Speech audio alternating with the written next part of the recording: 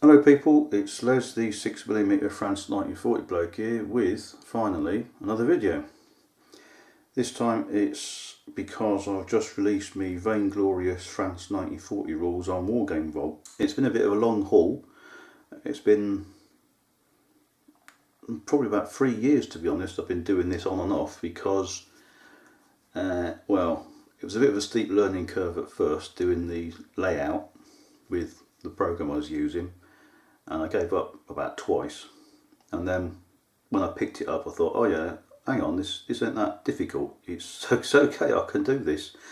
And then I got it all done, and then it wasn't compatible with what Wargame Vault wanted no matter what I did, but eventually the guys up there sorted it out for me. I don't know what they did exactly, something technical, and made it compatible with what they wanted. So there we are, it's done now, that's the main thing. Softback, hardback, and whichever one you buy, you get a PDF download of the quick reference sheet. You'll have to refer to the books to really know what you're doing with them. Softback is, well, it's nice actually, I like, it's pretty good feeling to get something which you've been working on for yonks in print. I mean, I've been using a Word version of my rules for, I don't know, 15 years or something. So then I did all the typesetting and stuff. I got a friend to do the cover. What's in there? Well, there's kind of everything you need for land combat. Ground attack is, the main point of my air rules.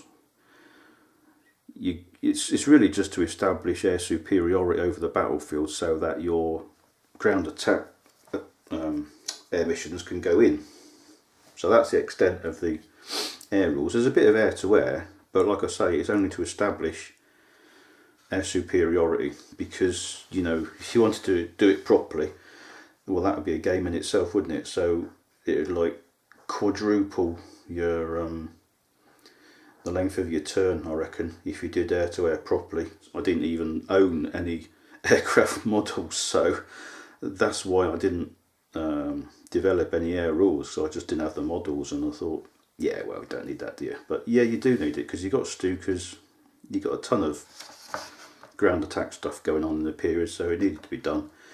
Fallschirmjäger landings and glider landings and stuff, you can do that. Got some optional stuff to make the units a little bit different. You can generate unit traits randomly, you can generate objectives randomly. You've got wildcards popping up throughout the game for various reasons. Yeah, so what's the main point, what's the main basis of these rules? Well, I use Wargame Research Group World War II rules for ages, which I used them for years. I liked them, but I was looking at the combat charts and I thought, you know, sometimes there's a big leap from one range bracket to another, or some strange anomalies from one armour class to another. So I just thought, you know what, I want as much granularity as you can get. I know that means you end up with lots of columns in your combat charts and all sorts of numbers and whatnot that you can never hope to remember. With a bucket of dice game, you're just looking out for sixes, aren't you, or something like that. I mean, don't get me wrong, I've not played any games like that, but you know, you're just looking out for fives or sixes maybe, and that's nice and easy, which is great if you want that sort of game. But you know, I've ended up with charts like that, which are, you know, that's the British, that's the German, and that's the French, Belgian and Dutch. They're pretty big, but you know, in an old school set of rules, which I suppose this is in lots of ways, you're going to be looking stuff up in charts, aren't you? Hopefully not too often, but you're not going to remember all the numbers, are you? The AFV data is based on armour thickness. Now, a lot of people slag off armour thickness and armour penetration data, which is fair enough because it's so variable. I won't go into it, but everyone knows that the way the Germans tested their armour was like one way of doing it, and the way everybody else did it was a different way, and every country had a different way of doing it. And you've got, you know, was the armour face hardened? Was it just cast? Was it welded, riveted? So armour thickness, it don't really mean a lot, if you know what I mean, but I have used it as a basis. You've got to start somewhere. So I've used armour thickness as a basis, okay? It's a starting point. It's not like a simulation where I'm saying, yeah, a 2-pounder has definitely got a 47% chance of penetrating, you know, the side of a Panzer III at a certain range, because even where you source it on the internet can muck it all up for you. So raw data, stick it in the tables, go from there. So we're getting back to combat. How do I do it? Well, what used to not annoy me, but what used to perplex me, or what I didn't find very satisfactory, was you roll to hit and then you roll to damage, and you roll to hit and you make it by a massive margin. You know, you get, I can't even remember what a good roll was. I suppose it would have been a 6 or something, but you hit it by a really good margin, and then you roll to damage and you don't damage it at all. You know, you don't penetrate, even though you got a really good hit, or what I would say, you hit it by a good margin. So what I wanted to do was, yeah, one dice roll, no hit roll, no damage roll. I wanted one dice roll, all like sort of whooshed into one, and I wanted it so that if you make your hit roll by a good margin, then it stands to reason to me that hit quality should come in. So if you make your hit by a good margin, then you should do more damage or penetrate more, you know. So that's what I did. We all end up remembering what the armour thicknesses are on certain tanks, so going to 1 or 2 tables when you're doing your combat, I don't think that's a big deal really.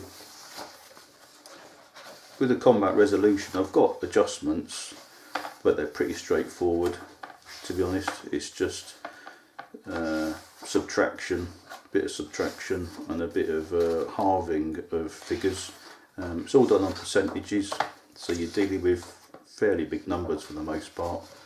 So say you've got a basic 60% chance of hitting, you might have to take off, you know, a couple of 10%, so 60 might become 40, and then because of some other factor your probability might halve, so then that 40 would become 20, and in some cases you might even have to have a quarter of a chance of hitting something. So a quarter is obviously just half of a half, so you know, anyone can halve a number pretty much, and a quarter is just half of a half. I just use them for 6mm obviously, because that's the best scale, but you could use them for 28, you might need a bigger table, you know, usual trouble with larger scale figures and tanks and stuff. You're probably better off doing some kind of skirmish. These will work for any scale, I would say. So there we are, VainGlorious France 1940, now out on Wargame Vault.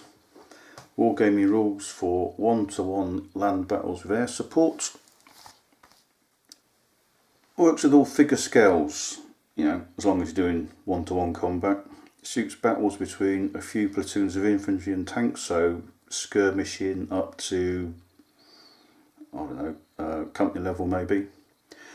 Hit and damage rolled into one, so only one dice roll. If you get a good dice roll, you do more damage. I didn't mention that yet. Simultaneous and alternating phases where appropriate. It actually uses both, depending on where you are in the turn sequence. Data tables use vehicle and weapon specifications, so I've used the raw data the armour thickness, for instance, the armour penetration, and the maximum speeds of all vehicles as a basis only, obviously, you know, as I've explained. Got to start somewhere. Uses percentage dice or 2 different D10, easily available everywhere. Covers all nations, bit of random stuff, which is useful for solo players. Oh yeah, and there's a couple of scenarios. Bulson scenario, and there's a Ston mini campaign, because obviously that went over quite a few days, so yeah, something to start you off. So there you are. Hope you like the look of them. Buy them, especially if you collect wargame rules, and thanks for watching.